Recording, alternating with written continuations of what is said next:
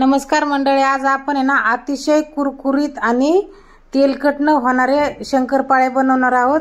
त्याच्यासाठी मी अर्धा किलो मैदा घेतलाय आणि ही 1 वाटी साखर घेतली त्या मैद्यासाठी। एवढे 1 कपभर पाणी वाटायचं त्याच्यामध्ये आणि ही साखर टाकायची आणि याचा पाक करून घ्यायचा। आता आपल्याला हा आपला पाक तयार झालाय। याच्यात फक्त साखर इगरून दिली मी, पाक चिकट नाही करायचा, फक्त साखर इगरून द्यायची यातली। याच्यात आपण ह्या पिठामध्ये ना थोडंसं मीठ टाकून घेऊ, म्हणजे मिठाने खूप छान चव येते। आणि हे एवढं तूप घेतलंय मी त्याच्यात वतायला। तूप टाकलं ना मग शंकरपाळे खुसखुशीत होतात एकदम चांगले, पण लय नाही टाकायचं, नाही तर मग ते तेलात इगरत येत।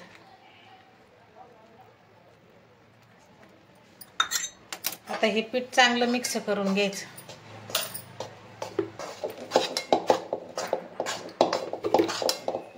आता हे पाक आपण ह्या मैद्यात ओतून घेऊ। लय गार होऊन द्यायचा नाही आणि लय गरम गरम पण वतायचा नाही, जरा कोमट कोमटच वतायचा आणि असं मिक्स करून घ्यायचं सगळं।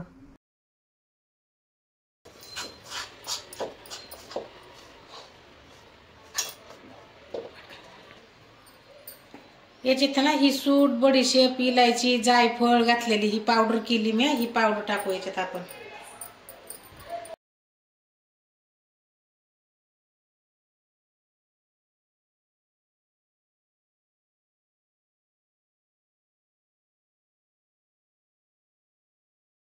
आता हे पीठ मळून झालंय आपलं। आपण आता याला 15 मिनिटं ह्या पातेल्यात घालून झाकून ठेवू, म्हणजे पीठ मुरत चांगलं।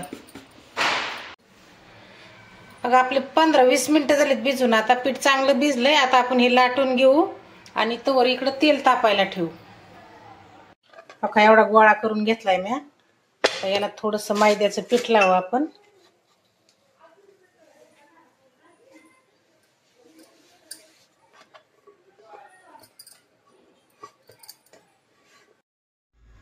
आता आपण हे लाटून घेऊ।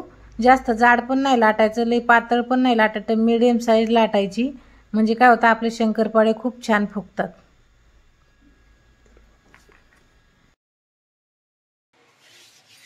आता हे लाटून झाली, आता हे कापून घ्यायची।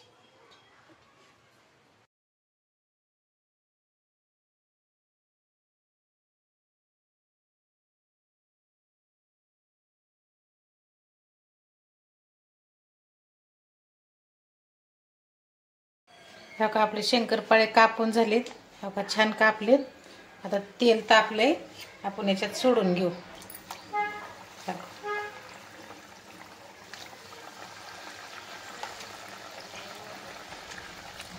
आता हे तेलात सोडून घेऊ आपण, पण थोडे थोडे टाकायचे, म्हणजे एकमेकाला चिटकत नाहीत आणि मग छान तळून निघत येतं। असे लय मोठे एकदम नाही टाकायचे।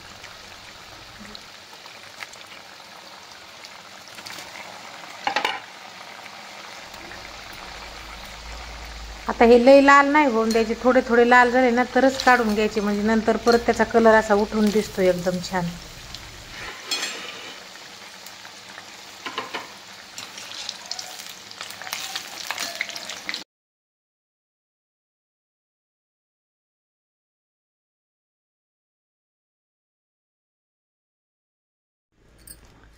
आता आपले शंकरपाळे तळून झाले तर तयार झाले। तर आता हे 10-15 मिनिटांनी एका डब्यात भरून ठेवायचे, त्याला हवा लागून द्यायची नाही, नाहीतर मग ते हवा लागल्यावर नरम होतात। आणि असेच नवनवीन व्हिडिओ बघण्यासाठी आमच्या चॅनलला सबस्क्राईब करून ठेवा।